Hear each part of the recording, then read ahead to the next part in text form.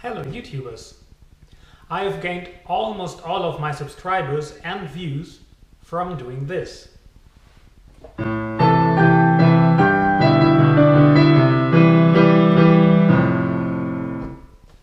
Piano covers.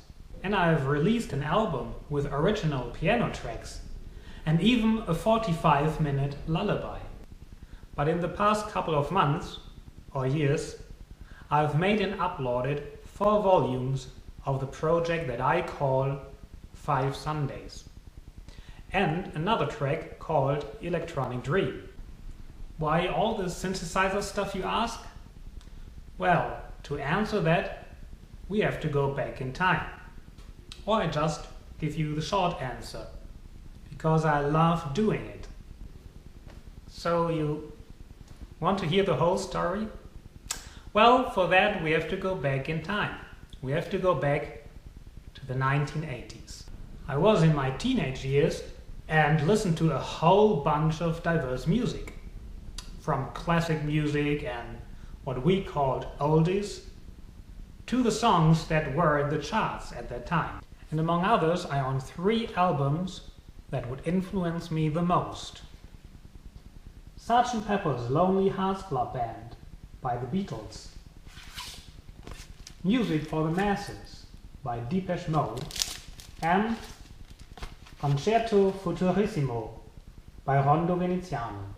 I knew I would never be able to make music like the Beatles did, nor Rondo Veneziano, although I have been working on orchestration lately.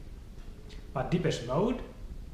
Okay, I could never do anything like Depeche Mode, but their use of the synthesizer intrigued me. And there were other bands and songs that I loved, and still do, like Fade to Grey, Tainted Love, Sweet Dreams, or everything the Pet Shop Boys did, or Erasure. The list could go on, but you get my point. But all these bands and artists made real songs with lyrics and everything. Then I discovered a subgenre of the synthesizer revolution that had already started in the late 1970s. Instrumental synthesizer tracks. And there were so many, like Tangerine Dream, Kraftwerk, Vangelis or Giorgio Moroder. Some were even chart hits like XLF, the theme track to the movie Beverly Hills Cop. And there was one guy whose music inspired me the most, Jean-Michel Jarre. So in the late 1980s, the decision was made. I needed a synthesizer. But what can I say? The budget of a 15-year-old Nightyyou did not cover a synthesizer, and I did not have a computer or anything to record with. But I had piano lessons. Well, for about a year.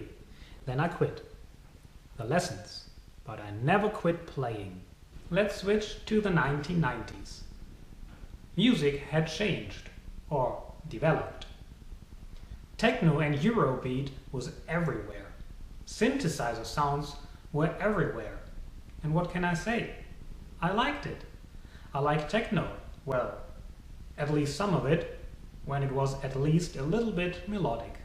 In 1992, I got my first job, and I saved up money to buy my very first synthesizer in 1994. A Korg Wavestation AD.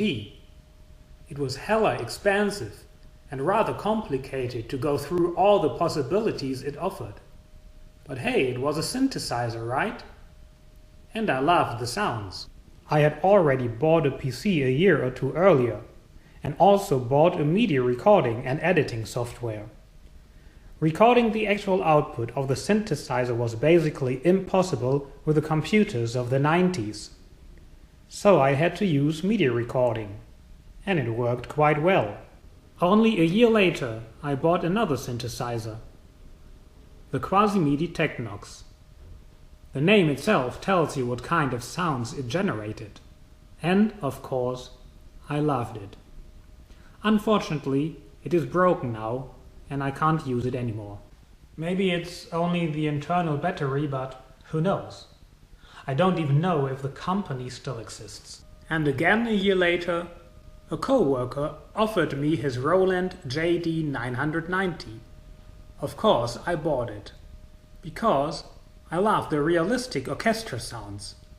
Until this day, this is the synthesizer I use the most.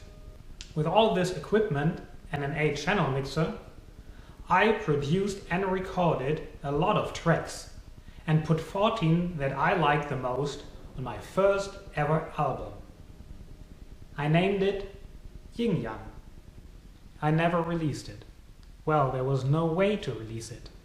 I gave one copy to a friend and kept one copy for myself. To do so, I had to buy a DAT recorder, digital audio tape, the only affordable way to record sounds in CD quality at that time. Then I sent it to a company that could burn audio CDs. And with the album being done, I bought another synthesizer to have a wider spectrum of sounds. The Carvi R5000. And I started to work on my second album. I also started to use beat samples that I bought and a little free software called Hammerhead to make my own beats. I actually still use this software sometimes, most prominently on volume 2 of my 5 Sundays project. After 3 songs of my never-to-be-released second album were done, life happened. It was 1999 and, for some reason I don't really remember, I ran out of ideas and motivation and time, or probably a combination of those 3. And I was not really happy with the overall quality of the tracks I produced. I mean, they were alright, some were even quite good, but I don't know. So what can I say? I did not touch my synthesizer for 12 years. Yes, 12 years. Until 2011. My life had changed dramatically in these 12 years, and thanks to YouTube, I found a new motivation to make real songs with lyrics and everything. So, with a little help from my trusty synthesizers, I made my first real album, Reminder. With the internet and better computers, it was finally easy to record, mix and release my own music. Unfortunately, I was kind of in a rush to release it. So looking back, I should not have released half of the songs on my album. But I don't regret it either. Reminder kept me going, and it actually has some pretty good songs. I had already started my YouTube channel and I allowed myself to make whatever video or song I felt like doing. Piano covers, vocal covers, original piano instrumentals, original songs, and finally, I remember I was using my synthesizers for a song I wanted to cover, but it did not turn out the way I wanted. So I quit the project. But I used what I already had made for this abandoned project for what would later become my track Sunday 1. And I loved doing it. I loved to work with my synthesizers again, this time recording the output directly with my computer, which gave me much more freedom than I had 20 years before, when I recorded MIDI files only. So I made one track each Sunday for 5 consecutive weekends, hence the name 5 Sundays. The rest is history. Up to this day I have released 20 tracks in 4 volumes for this project, and even a 30-minute relaxation track called Electronic Dream.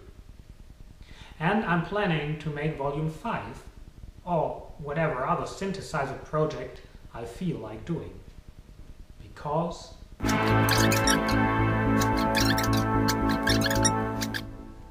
I love doing it.